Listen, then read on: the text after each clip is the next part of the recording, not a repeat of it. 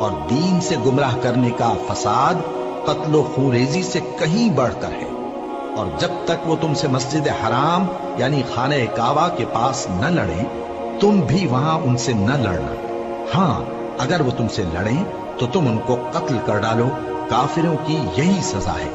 پھر اگر وہ باز آ جائیں تو اللہ بخشنے والا ہے، رحم کرنے والا ہے۔ اور ان سے اس وقت تک لڑتے رہنا کہ فساد نابود ہو جائے اور ملک میں اللہ ہی کا دین غالب ہو جائے۔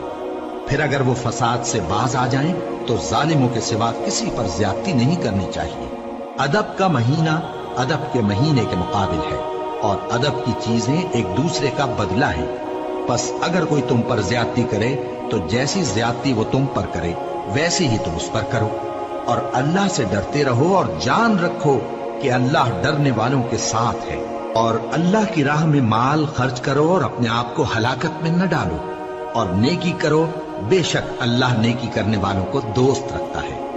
اور اللہ کی خوشنودی کے لیے حج اور عمرے کو پورا کرو، اور اگر راستے میں روک لیے جاؤ تو جیسی قربانی میسر ہو کر دو، اور جب تک قربانی اپنے مقام پر نہ پہنچ جائے سر نہ منڈاؤ۔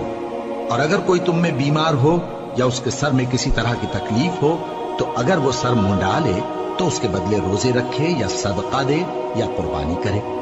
پھر جب تکلیف دور ہو کر تم مطمئن ہو جاؤ تو جو تم میں حج کے وقت تک عمرے سے فائدہ اٹھانا چاہے وہ جیسی قربانی میسر ہو کرے، اور جس کو قربانی نہ ملے وہ 3 روزے ایام حج میں رکھے اور 7 جب واپس ہو، یہ پورے 10 ہوئے۔ یہ حکم اس شخص کے لیے ہے جس کے اہل و عیال مکے میں نہ رہتے ہوں۔ اور اللہ سے ڈرتے رہو اور جان رکھو کہ اللہ سخت عذاب دینے والا ہے۔ حج کے مہینے معین ہیں جو معلوم ہیں، تو جو شخص ان مہینوں میں حج کی نیت کر لے تو حج کے دنوں میں نہ عورتوں سے اختلاط کرے، نہ کوئی برا کام کرے اور نہ کسی سے جھگڑے۔ اور جو نیک کام تم کرو گے وہ اللہ کو معلوم ہو جائے گا۔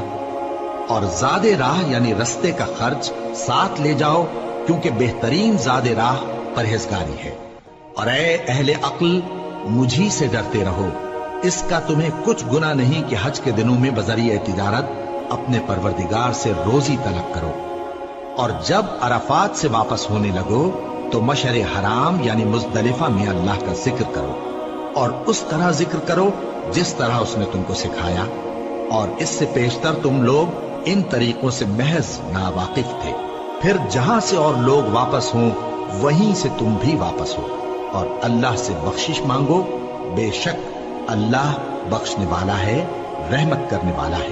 پھر جب حج کے تمام ارکان پورے کر چکو تو مینا میں اللہ کو یاد کرو جس طرح اپنے باپ دادا کو یاد کیا کرتے تھے، بلکہ اس سے بھی زیادہ۔ اور بعض لوگ ایسے ہیں جو اللہ سے التجا کرتے ہیں کہ اے پروردگار ہم کو جو دینا ہے دنیا ہی میں دے دے، اور ایسے لوگوں کا آخرت میں کچھ حصہ نہیں۔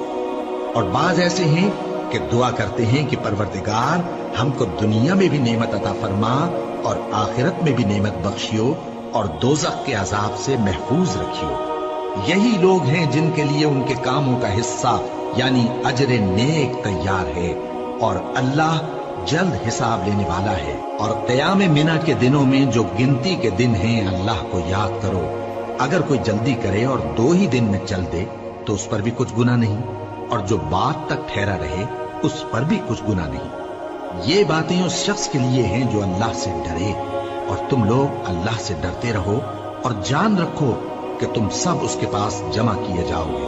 اور کوئی شخص تو ایسا ہے جس کی گفتگو دنیا کی زندگی میں تم کو دلکش معلوم ہوتی ہے، اور وہ اپنے معافی ضمیر پر یعنی اس بات پر جو اس کے دل میں ہے اللہ کو گواہ بناتا ہے، حالانکہ وہ سخت جھگڑالو ہے۔